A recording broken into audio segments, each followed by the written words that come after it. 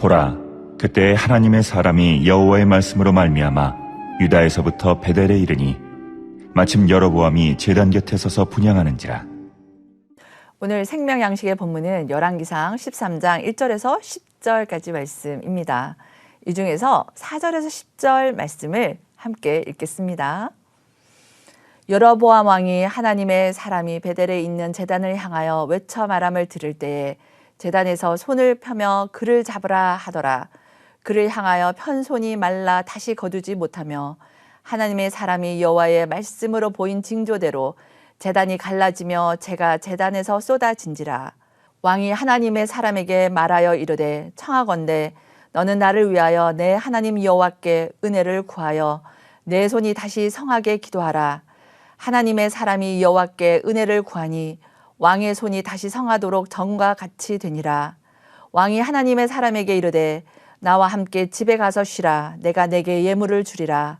하나님의 사람이 왕께 대답하되 왕께서 왕의 집 절반을 내게 준다 할지라도 나는 왕과 함께 들어가지도 아니하고 이곳에서는 떡도 먹지 아니하고 물도 마시지 아니하리니 이는 곧 여호와의 말씀이 내게 명령하여 이르시기를 떡도 먹지 말며 물도 마시지 말고 왔던 길로 되돌아 가지 말라 하셨음이니이다 하고 이에 다른 길로 가고 자기가 베델에 오던 길로 되돌아 가지도 아니하니라. 아멘. 하나님의 말씀은 우리에게 시그널을 보내주십니다. 이와 같이 오늘 본문의 말씀은 두 사람 여로보암과 이름도 없는 하나님의 사람의 모습을 대비하여서 우리에게 하나님께서 시그널을 보내주고 계십니다. 그럼 여기 나오는 여로보암은 누구일까요? 여로보암은 솔로몬 이후 남유다와 북이스라엘로 나뉘어졌을 때에 북이스라엘의 초대 왕입니다. 여로보암은 왕으로서 나라를 든든히 세우고자 수도 세겜과 요새 브느엘을 건축합니다. 그러나 그는 1년에 3차례 백성들이 남쪽 유다에 있는 예루살렘 여호와의 성전에 가서 제사 지낼 때에 백성들의 민심이 유다 왕 르호보암에게로 돌아갈까 아주 두려워했습니다. 그 결과 여로보암은 하나님의 뜻을 저버리는 결정을 내리게 됩니다. 북쪽에 베델과 단이라는 곳에 금송아지를 만들어 두고는 이 금송아지가 이스라엘을 애굽에서 인도해낸 신이라고 합니다. 백성들로 하여금 우상 숭배를 하도록 제도적으로 공식화해 버린 것입니다. 이 일은 하나님께 죄가 되는 것이었습니다. 그리고 레위인이 아닌 일반인을 제사장으로 삼고 율법에 따른 절기가 아닌 비슷한 절기를 만들어서 자기 마음대로 공포를 해버립니다. 정말이지 우리가 들어도 우리 하나님께 이렇게까지 하다니 라는 생각이 들지 않으십니까? 왕이라는 자기 자리를 스스로 지키기 위해서 자기 중심으로 모든 것이 집중되도록 하고 있습니다. 이는 여로보암이 자신의 왕권이 하나님으로부터 온 것임을 잊어버린 결과입니다. 하나님께서 여로보암에게 선지자 아히야를 통해 하나님의 뜻을 행하면 내가 너와 함께 있어 내가 다윗을 위하여 세운 것 같이 너를 위하여 견고한 집을 세우고 이스라엘을 내게 주리라는 놀라운 약속도 해주셨어요. 하나님이 약속하셨는데도 믿지 않고 나 중심 내 스스로 행하는 것은 죄입니다. 우리 스스로를 세우고 나 중심으로 하고 있다면 주님의 약속과 말씀 앞으로 이제 다시 돌아갈 때입니다.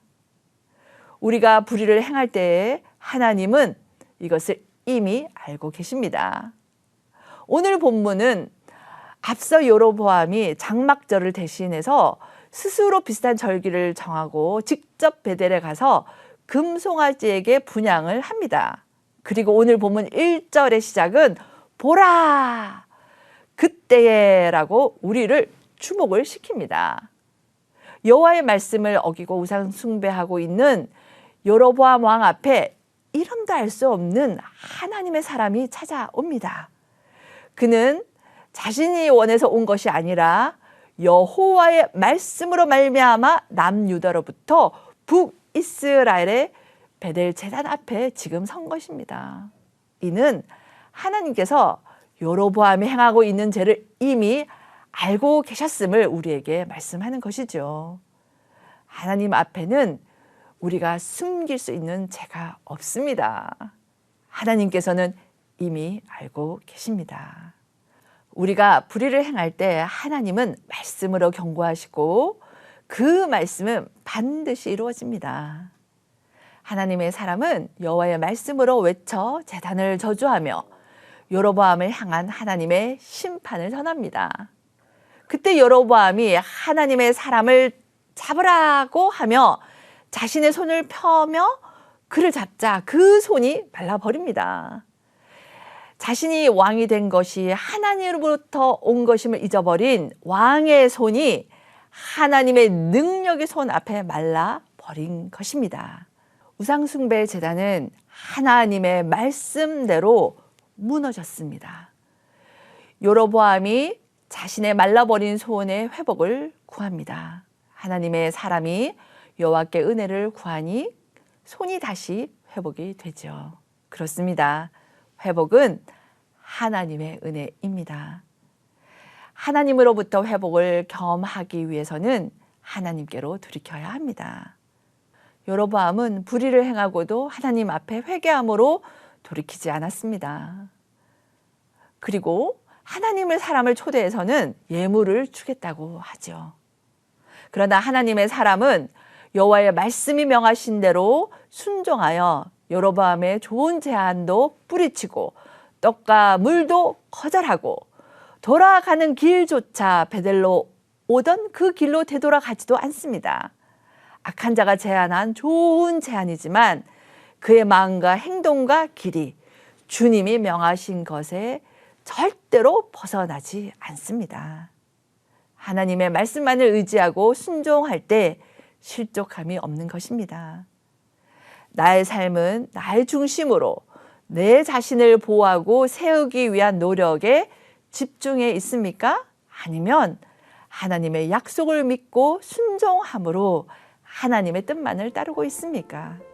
오늘 하나님께서 말씀으로 주시는 시그널에 민감함으로 말씀에 순종하고 우리 하나님을 기쁘시게 하고 우리는 승리하는 하나님 중심의 삶을 사는 저와 여러분이 되기를 소망합니다.